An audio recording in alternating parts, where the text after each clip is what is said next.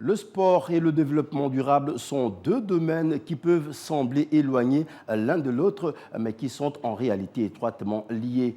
Madame, Messieurs, merci de nous retrouver dans le débat du 12-15 de ce vendredi 29 novembre 2024. Je suis Ahmad Joembogo, votre serviteur, et le thème du jour, sport et développement durable, un enjeu crucial, sera débattu avec nos invités, Axel Nguema Edou, voilà, j'y arrive, docteur en sciences du sport, et Djibril Wanya, journaliste et spécialiste des questions de sport. Messieurs, soyez les bienvenus et merci d'avoir accepté notre invitation.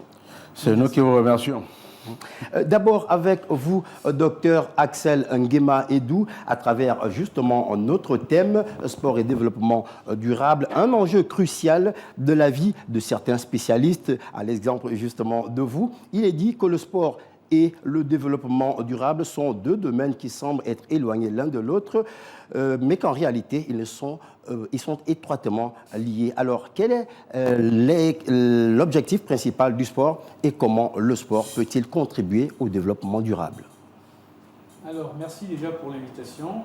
Ce qu'on peut dire, notamment moi qui représente un peu le monde de la recherche et de l'enseignement, déjà en 2019, il y a eu un colloque sur le sport et développement durable en Afrique francophone, colloque auquel j'ai participé et où je traitais justement des questions des infrastructures sportives et la place des infrastructures sportives dans le développement durable. Donc effectivement, il y a un lien entre sport et développement durable, si on reste à ce niveau, parce que le sport, comme j'ai l'habitude de le dire, il est multidimensionnel. Il est à la fois, il recouvre à la fois le domaine économique, social, humain, symbolique et même culturel.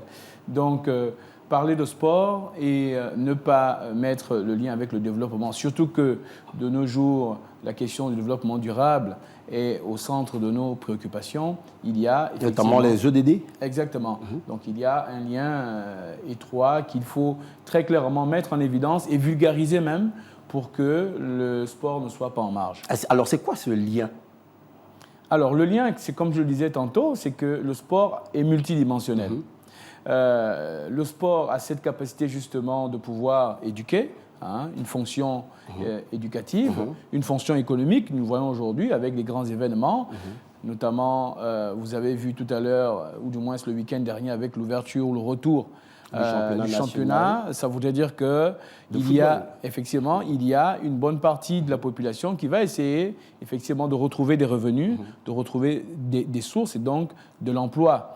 Il y a aussi une dimension sanitaire avec justement les bienfaits du sport vis-à-vis de certaines pathologies qui permettent justement de lutter certaines pathologies. Et nous venons de vivre Octobre Rose et actuellement Novembre Rose. Nous voyons le lien que le sport est toujours le lien qu'il y a et le fait de placer le sport au devant de la scène pour contribuer justement non seulement à communiquer sur la lutte de ces différents types de cancers, mais aussi pour montrer qu'il peut contribuer fortement à diminuer ces pathologies. Le sport, c'est la santé, et la santé, c'est la vie. Djibril Wanya, à l'instar d'autres nations, le sport a un impact justement également sur l'environnement, sur l'économie, le docteur l'a dit, et même sur notre société en général. Le cas du Gabon, le sport doit-il être considéré comme un enjeu crucial au développement durable? Si oui, quel peut être l'impact du sport d'abord sur l'environnement?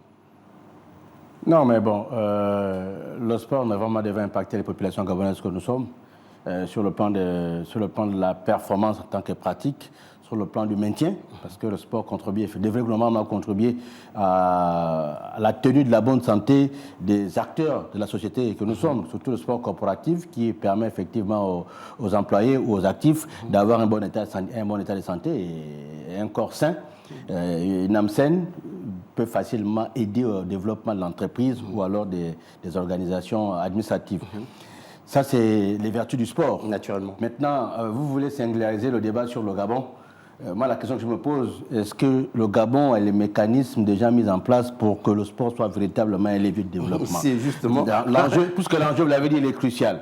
Et à cette question, j'ai du mal à répondre par l'affirmatif, parce que on va remettre en place la question, sur le tapis, la question du développement du sport au Gabon, dans tout son sens. On parle des acteurs, on parle de l'environnement, on parle du modèle, on parle des infrastructures. C'est des questions qui restent entières.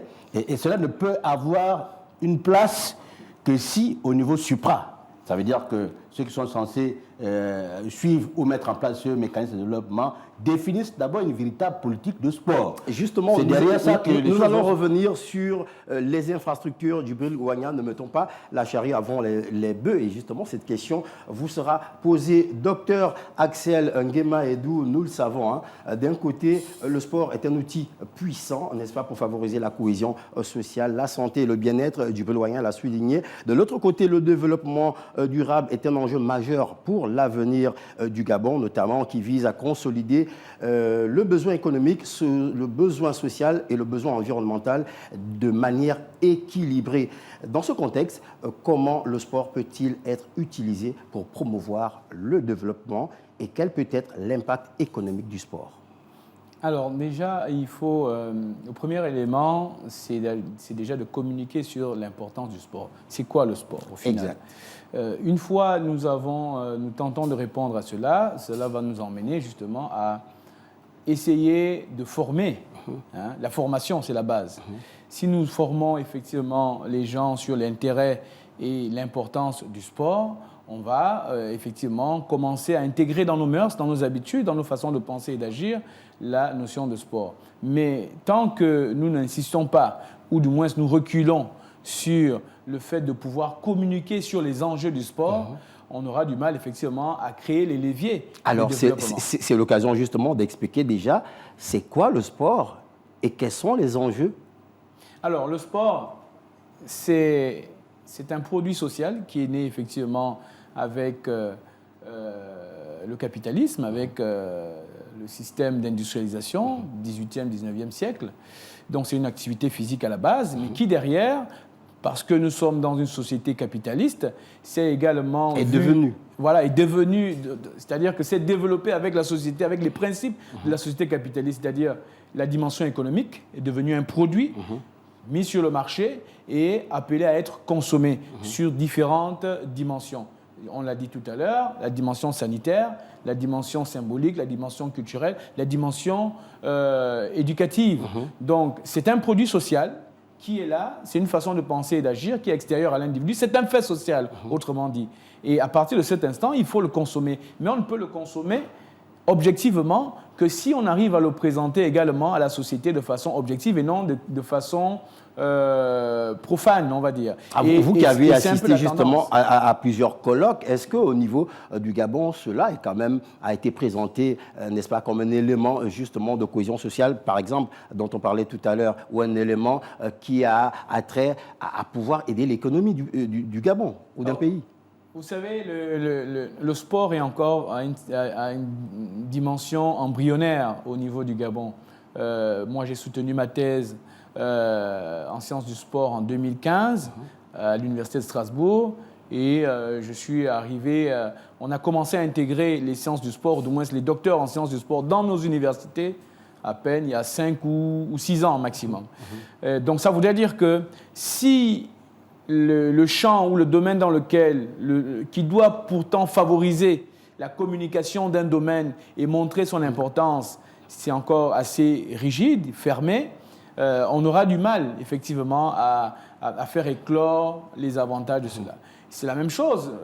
Aujourd'hui, par exemple, si on regarde l'espace média, très peu de chaînes spécialisées dans le domaine du sport existent. Quand bien même nous connaissons la force et l'impact du sport, vous faites aujourd'hui, vous accordez du temps de temps en temps, mais aujourd'hui, dans la plupart des pays développés qui ont mis le sport au centre, vous avez le sport. Effectivement, vous avez des chaînes entières qui sont dédiées exclusivement au sport parce que la communication est un levier justement qui permet d'amplifier, de déconstruire aussi les préjugés qu'on a vis-à-vis de la pratique sportive et donc de pouvoir faire émouvoir ou développer le élément sport. Effectivement qui peut freiner, n'est-ce pas, la pratique du sport de façon générale. Djibril-Wagna, nous revenons vers vous. Entre le ministère gabonais des Sports, le Conseil national des sports, l'Office national de développement du sport et de la culture et les associations sportives telles que les fédérations, qui doit penser aux initiatives et aux perspectives qui peuvent contribuer à renforcer le sport comme outil de développement durable, notamment en ce qui concerne la promotion de la pratique sportive? Non, mais ça doit être d'abord une politique. Donc la politique est définie au sommet de Qui l'État. doit penser? Au sommet de l'État, c'est la politique qui doit être définie. Après, il y a le cadre, on met en place un cadre juridique pour que les acteurs entre eux savent comment interagir. Et puis après, on met les mécanismes de promotion, d'accompagnement, de suivi.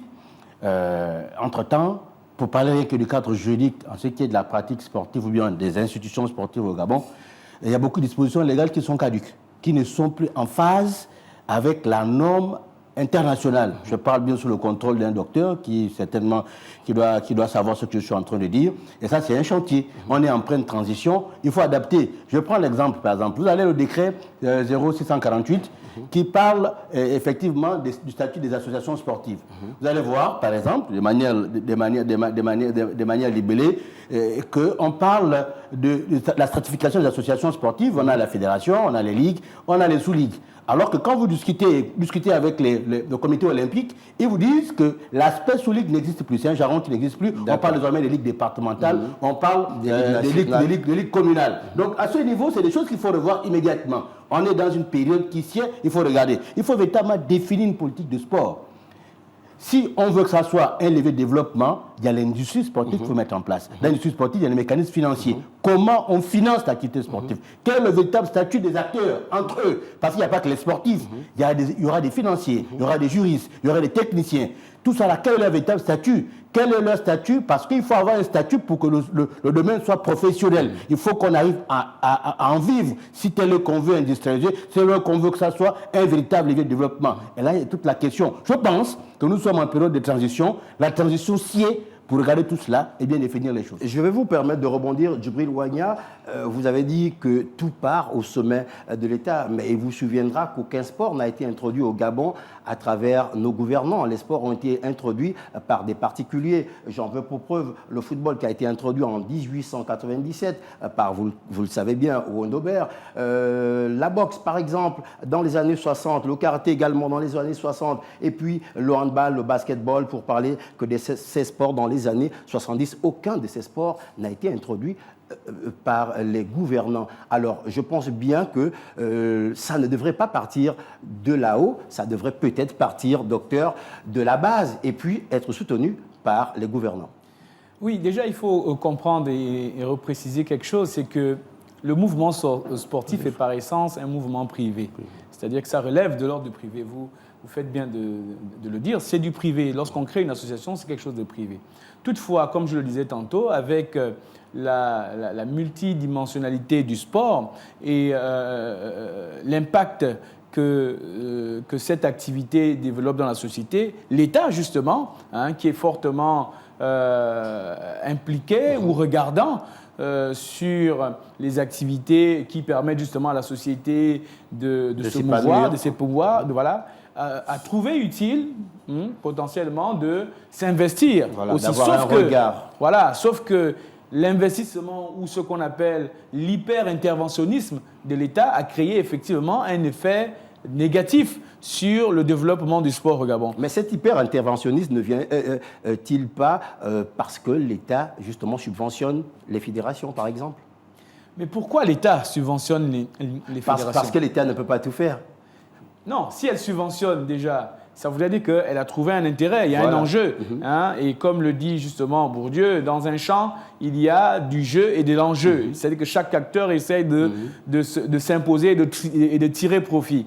Alors, mais ce que je suis en train de vous dire, c'est que le mouvement sportif, vu qu'il s'agit de ça exactement, le mouvement sportif est par essence un domaine privé. Ce sont des individus qui s'associent et qui créent effectivement une association et par la suite les ligues et des fédérations. Les enjeux étant énormes à l'intérieur, l'État souverain, l'État protectionniste va effectivement avoir un droit de regard sur tout ce qui se fait et donc du coup créer des mécanismes qui font en sorte qu'ils puissent effectivement dominer dans ce champ. D'où le phénomène des subventions, mais qui par la suite, comme je vous le dis, a perverti le système, c'est-à-dire que l'hyper-interventionnisme de l'État a finalement laissé de côté le développement privé de ces organisations sportives et du coup laisser une forme comment dirais-je, de pouvoir, d'hégémonie. Oui, de contrôle. De contrôle, mais surtout peut-être, M. Wagna va me prêter le terme, surtout de dépendance, voilà. Une forme de dépendance systématique et financière des organisations sportives qui, à la base, sont privées, mais sont devenues tellement dépendantes par rapport au mécanisme qui a été mis en place par l'État. Justement, je vais rester avec vous, docteur, par rapport à ce que disait Djibril Wagna sur un décret. Nous allons un peu parler de la loi numéro 033/2020 du 22 mars 2021 portant orientation de la politique nationale du sport et de l'éducation physique en République gabonaise qui prévoit des aspects liés au développement du sport national, notamment la modernisation des infrastructures, la formation, l'organisation des compétitions sportives et la prise en charge des aspects sanitaires des sports. Où en est-on aujourd'hui sur l'applicabilité de cette loi? Alors, dans cette loi, il y a de très bonnes choses, mais aussi il y a des choses qui nécessitent la mise en place très rapide de décrets d'application.